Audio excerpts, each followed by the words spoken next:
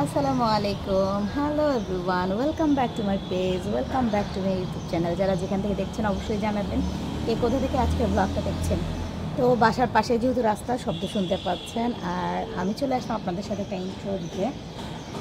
আগে তো শুক্র শনিবার স্কুল বন্ধ থাকতো, বাট এবার কিন্তু শুক্র শনিবার 2 দিন বন্ধ থাকছে না, শুধু শুক্রবার বন্ধ থাকছে। তো যথারীতি আজকে ছেলে স্কুলে গেছে, আর সকাল থেকে আকাশের যে অবস্থা দেখে কিন্তু ভীষণ ভয় লাগতেছে।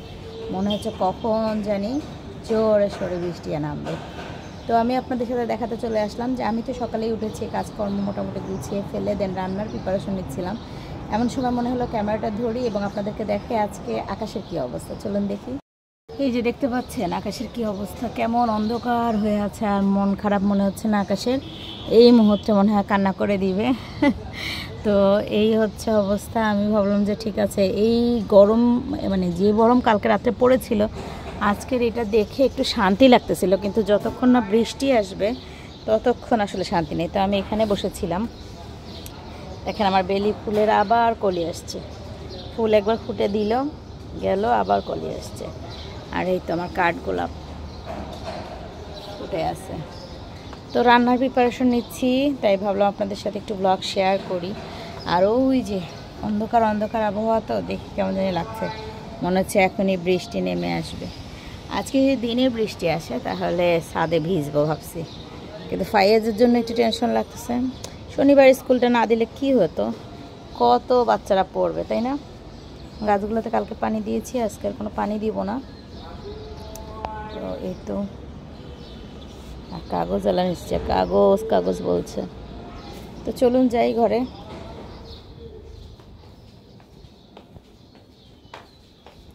এই গাছটা একটু বৃষ্টি আসলে বাইরে দিতে হবে, কারণ এই গাছটা ঘরের ভিতর থাকলে না একটু কেমন যেন মন খারাপ হয়। আর এই তো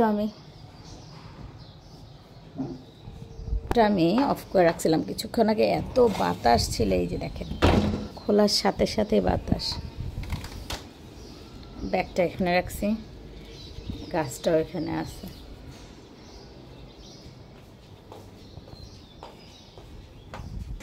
ওই যে বলছিলাম না, রান্নার কাজ মোটামুটি শুরু করে দিছি। তো শুরু করতে করতে গিয়ে মনে হলো যে আপনাদের সাথে একটু ইন্ট্রো দিয়ে আসি। তো আজকে বেশি কিছু রান্না করব না, কারণ ফ্রিজে একটু কালকের তরকারি রয়ে গেছে। তো কালকের তরকারি তো আছেই, এখন ভাবলাম একটু পটল ভাজি করি। তাও পটল ভাজিটা এখন করব না, রাতে করব, রেডি করে রাখি। এখন শুধু একটু মুরগি রান্না করব আর ডাল রান্না করব, কারণ আপনাদের ভাইয়ের যেহেতু অফিস।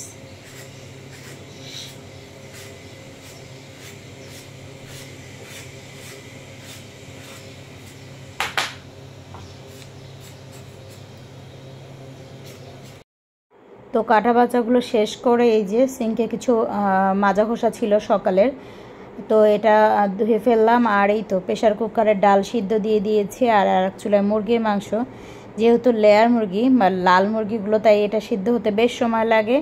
একবার ভেবেইছিলাম প্রেশার কুকারে দিব, আবার চিন্তা করলাম থাক, এমনি রান্না করলে বেশি মজা হয়।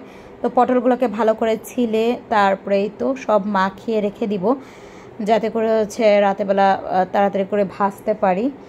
আর এই তো ভালো করে এইভাবেই বক্সে রাখবার জন্য একবারে বক্সে মেখে নিলাম।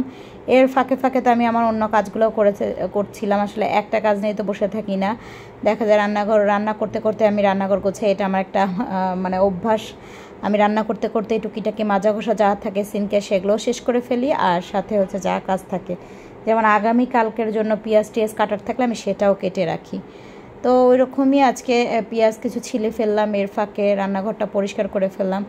আর আপনাদের দেখাই আমি আসলে মুরগি রান্না করছিলাম। তো এই মুরগিটা তো একটু শক্ত, আমার বাচ্চারা এটা খুব বেশি পছন্দ করে না, কিন্তু এটা আবার আমার পছন্দ। তো আমার ফ্রিজে আবার যেহেতু একটু কালকের তরকারিও আছে, মাছ আছে, একটু হাঁসের মাংস আছে, তো আমি এই জন্য মুরগিটা পুরো রান্না করিনি, একটু ওরা 2 ভাই বোন যাতে খেতে পারে। আর ওদের হচ্ছে আলু দিয়ে পছন্দ, আমার আবার আলু পছন্দ না, তাই ওদের পছন্দ মতোই রান্নাটা করে নিলাম।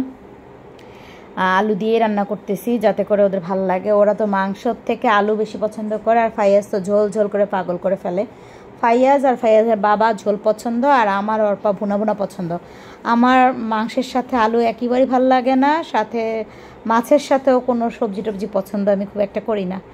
তো কি আর করার, আমার পছন্দের কথা আজকে নাই বা মনে রাখলাম। আজকে যেহেতু আমার পছন্দের করলা ভাজি করা আছে ফ্রিজে, তো আমি দেখাবো। আর এর ফাঁকে আমি রান্নাঘরের সব কাজ যেগুলো ছিল সেগুলো কমপ্লিট করে ফেললাম। আর প্রেশার কুকারে কিছু রান্না করলে তো দেখেনি, চতুর্দিক দিয়ে এরকম দাগ হয়ে যায়, তো এটাও বের করে ফেললাম, ঠান্ডা করার জন্য দিয়ে দিলাম। আর এখানে যে গরুর ভর্তা রান্না করেছিলাম, তো অতিরিক্ত তেলের জন্য এখানে আমি একটা আলু কেটে দিব, তাই প্রথমে একটু এটাকে মানে রান্না করে নিয়ে দেন আলু দিব।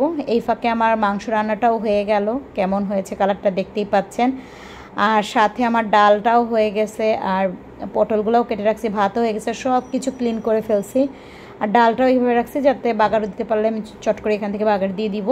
আমি সব কাজ এভাবেই গুছায় রাখি, তাহলে অনেকটা ইজি হয়। আর এখানে এই যে আলু দিয়ে রাখছিলাম, তো আলু দিয়ে দিলাম। এখন যেহেতু তেলটা বেশি ছিল চর্বিটা, তাই আলু দিয়ে ব্যালেন্স করার চেষ্টা করলাম। এটা আমরা সবাই পছন্দ করি, তবে আগে ফাইয়াজ পছন্দ করতো না, কিন্তু এবার দেখলাম রান্না করার পর প্রতিবেলাই ও খাচ্ছে এবং ওর ভালো লাগছে মনে হয়।